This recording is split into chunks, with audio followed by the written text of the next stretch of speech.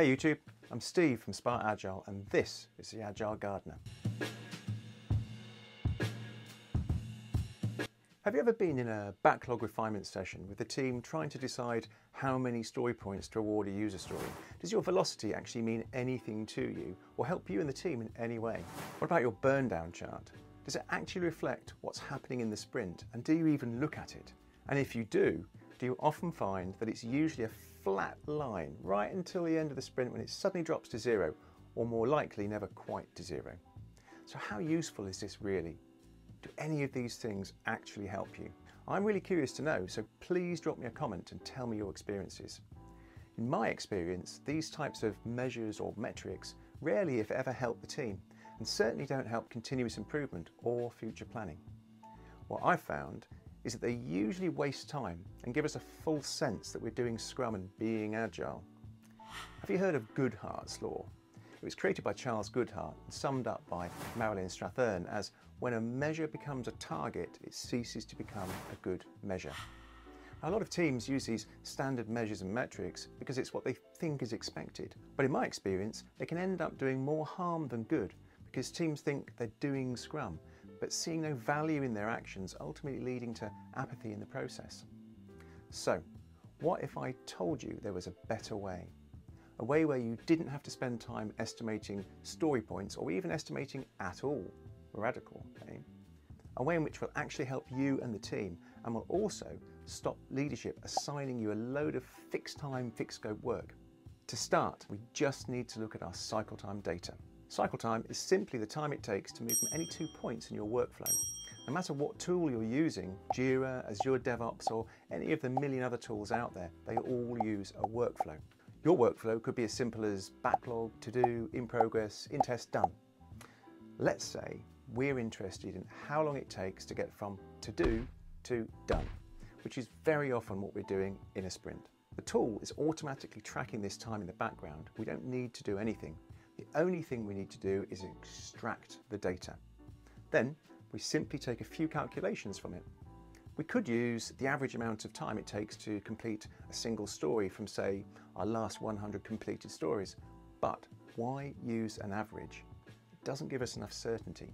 There's a famous quote by the comedian George Carlin that goes, "Think of how stupid the average person is and realise half of them are stupider than that." Now, that was a joke, of course. But there's an element of truth in there about averages. Although an average is definitely not always 50%, it just doesn't provide the level of certainty that we need. So let's stop using averages and use something that will actually give us a high level of confidence that it will actually happen. Why not go with 85%?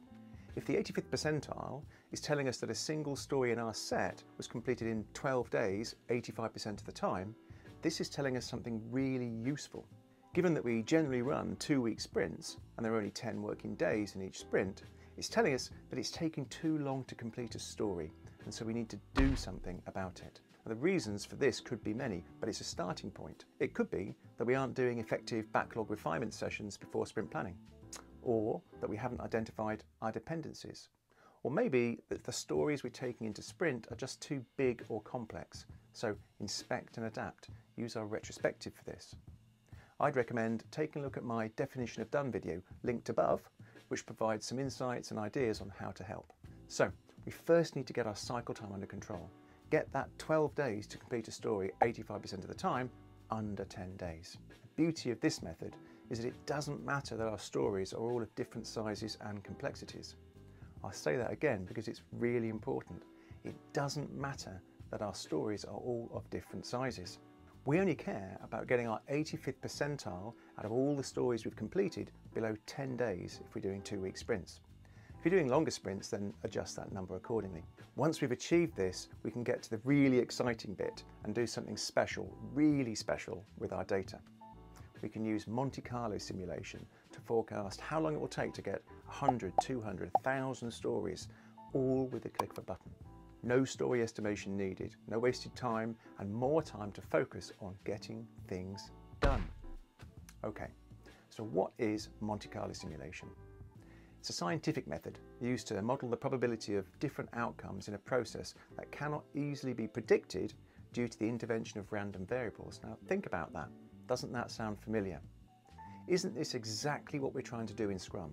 Trying to determine how much work we can do and complete in a sprint with all the unknowns and uncertainties involved in software development.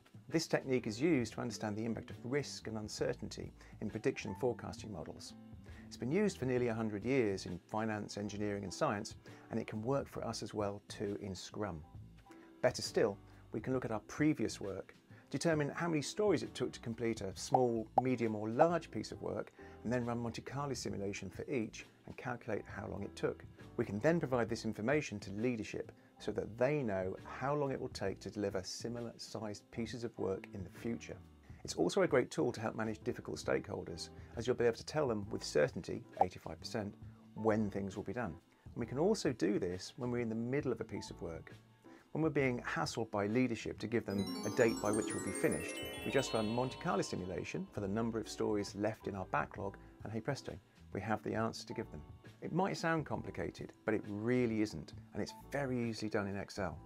And I have a detailed video on exactly how to do this, which I'll link to at the end.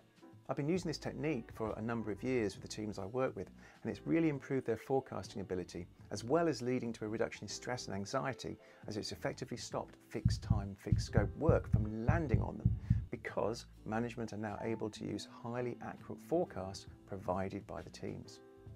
Now, I'm not knocking story pointing, velocity and burndown charts, and if they're working well for you, that's great, and I'd love to hear from you, particularly in what you're doing to actually make it effective and useful for the team.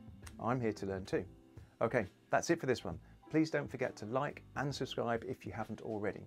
And don't forget to check out my video on how to use Monte Carlo Simulation in Excel, which should be on screen now about here. Okay, I'll see you in the next one.